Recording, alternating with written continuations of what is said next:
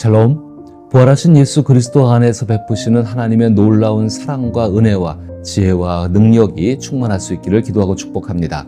오늘 함께 읽고 묵상할 말씀은 시편 68편 19절 말씀입니다. 제가 읽어봅니다. 날마다 우리 짐을 지시는 주, 곧 우리의 구원이신 하나님을 찬송할지로다. 아멘. 오늘 저는 이 한 구절의 말씀을 가지고 하나님의 넉넉한 사랑과 세심한 보살핌, 그리고 내 삶을 가득 채우는 열정이라는 것을 생각해 보기를 원합니다.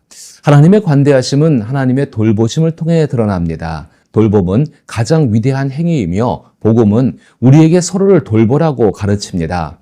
돌봄은 사랑의 표현이며 말세가 다가올수록 불법이 성행함에 따라 사랑이 식어져가는 현실 속에서 우리는 서로를 사랑하거나 아니면 고통 속에 살 수밖에 없는 상황에 처해 있게 됩니다.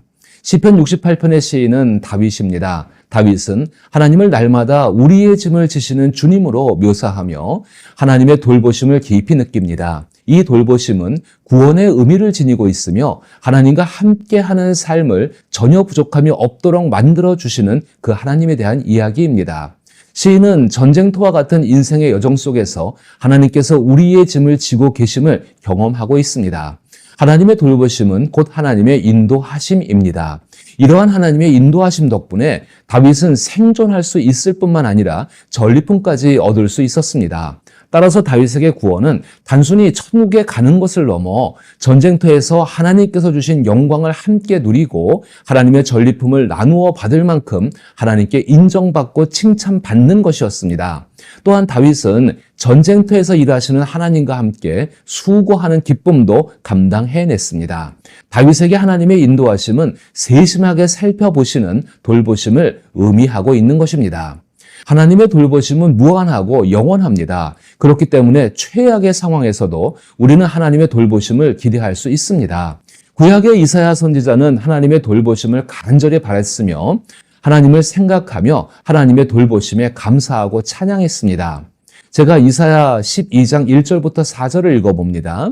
그날에 내가 말하기를 여호와여 주께서 전에는 내게 노하셨사오나 이제는 주의 진노가 돌아섰고 또 주께서 나를 안위하시오니 내가 주께 감사하겠나이다 할 것이라. 보라 하나님은 나의 구원이시라. 내가 신뢰하고 두려움이 없으리니 주 여호와는 나의 힘이시며 나의 노래시며 나의 구원이심이라. 그러므로 너희가 기쁨으로 구원의 우물들에서 물을 기르리로다. 그날에 너희가 또 말하기를 여호와께 감사하라. 그의 이름을 부르며 그의 행하심을 만국 중에 선포하며 그의 이름이 높다 하라.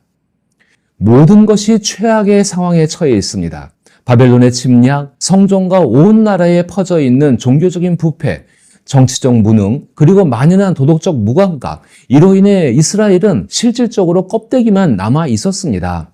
이러한 이스라엘을 바라보며 참된 하나님을 아는 사람이라면 차라리 헐어버리고 다시 세우는 것이 낫다고 생각할 것입니다. 이사야 역시 마찬가지의 입장이었을 것입니다. 그럼에도 불구하고 이사야 선지자는 하나님의 돌보심이 드러나는 날을 고대하고 있습니다. 최악의 상황에서 하나님의 돌보심이 유일한 희망인 것입니다. 그래서 이사야는 하나님의 돌보심이 나타나는 그날, 하나님의 돌보심을 받는 사람들은 이렇게 말할 것임을 알리고 있는 것입니다. 하나님, 주께 감사드립니다. 주께서 노하셨지만 주의 진노는 영원하지 않았습니다. 주께서 노를 거두시고 저에게 오셔서 위로해 주셨습니다. 정말로 하나님은 나의 구원이십니다. 저는 주를 믿고 두려워하지 않겠습니다. 진정 하나님은 나의 힘이시며 나의 노래이시고 무엇보다도 나를 구원하시는 분이십니다. 하나님의 돌보심을 받는 사람들은 그날 구원의 우물에서 기쁨 가득 담아 물을 길어 올릴 것입니다. 그날 우리는 이렇게 말할 것입니다. 하나님께 감사드리자. 하나님의 이름을 높이 외치자. 무엇이든 하나님께 구하라. 민족들에게 외치고 하나님이 하신 일을 전하라. 하나님의 높은 명성을 널리 알리자.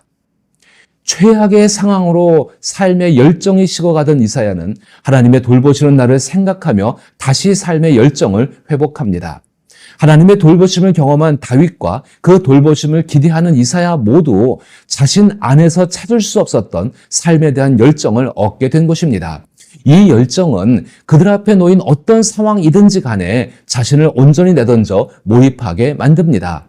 다윗을 떠올려 보십시다. 다윗은 열정의 사람으로 잘 알려져 있죠. 다윗은 노래, 전투, 기도, 사랑, 그리고 하나님을 향한 모든 일에 열정을 쏟은 사람입니다.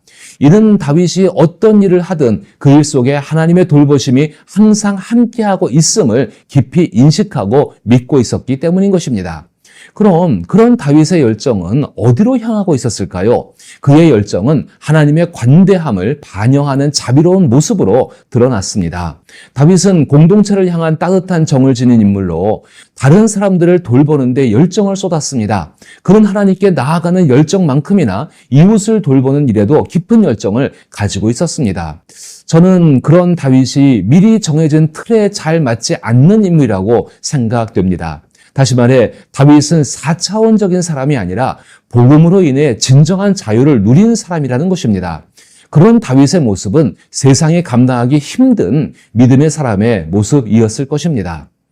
하나님의 돌보심을 받은 사람들의 삶에는 하나님의 관대함, 즉 자비를 드러내고자 하는 열정이 깃들어 있을 수밖에 없습니다. 이런 세상에서 말하는 전형적인 역할 모델과는 거리가 멉니다. 역할 모델이란 인간으로서 겪어야 할 고통을 피하고 자신을 정해진 틀에 맞추어 타인에게 인정받으려는 사람을 의미합니다. 이러한 역할 모델을 따르는 사람은 오직 사람들에게 어떤 평판을 받는지에만 관심을 둡니다. 그러나 다윗은 자신의 목숨을 연명하는 데만 집중하는 사람들 속에서 하나님 앞에 살아있다는 것이 무엇인지를 자신의 삶을 통해 직접 보여주었습니다. 하나님께서 다윗을 그렇게 세심하게 돌보시고 사랑하시는 이유에 대해 생각해 보신 적이 있으신가요?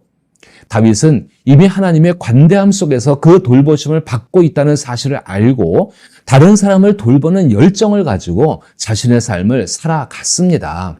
다윗에게 타인을 향한 섬세한 돌봄은 남의 기대에 부응하려는 행동과는 거리가 멉니다.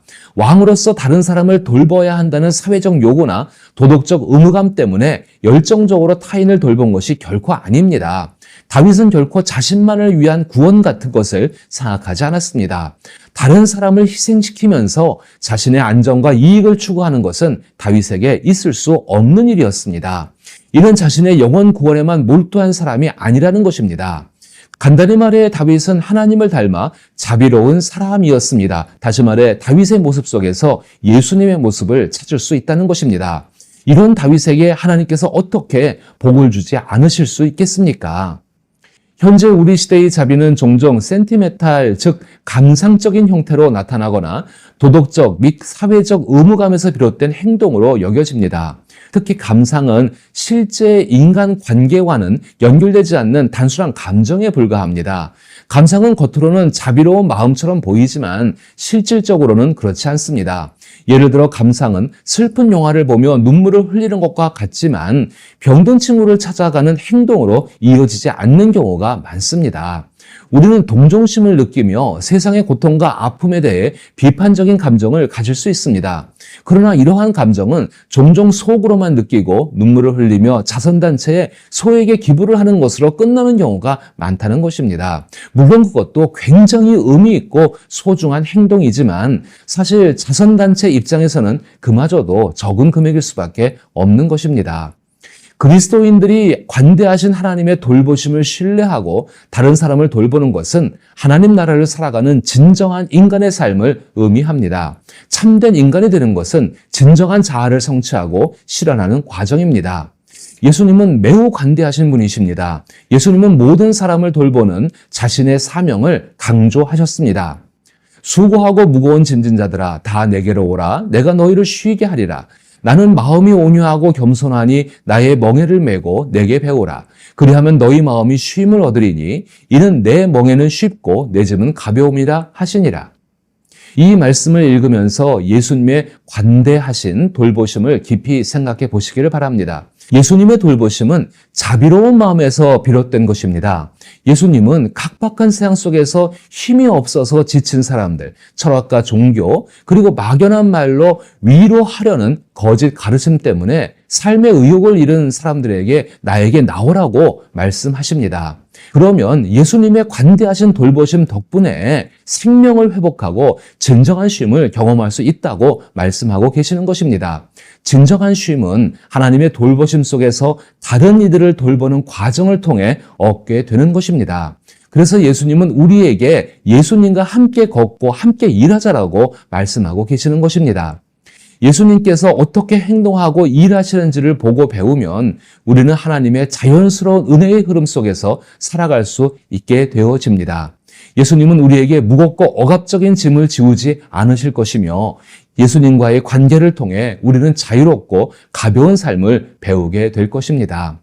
우리가 관대한 마음으로 타인과 무엇을 돌보려 할 때조차도 때로는 그것이 부담으로 느껴질 수 있습니다. 그런 순간에 우리 마음속에서의 양심과 동기를 되새겨 보아야 합니다. 우리는 이미 예수 그리스도를 통해 하나님의 돌보심을 받으며 양심과 동기에 대한 자유를 얻은 사람들입니다. 때로 지치고 힘이 빠진 듯 느껴질 때 예수님께 돌아가십시오. 그러면 예수님의 돌보심 속에서 넘치는 삶의 활력과 열정을 얻게 될 것입니다. 그 힘을 바탕으로 여전히 나의 삶에서 돌봄이 필요한 이들을 향해 다윗처럼 열정을 가지고 살아갈 수 있기를 기도하고 축복합니다.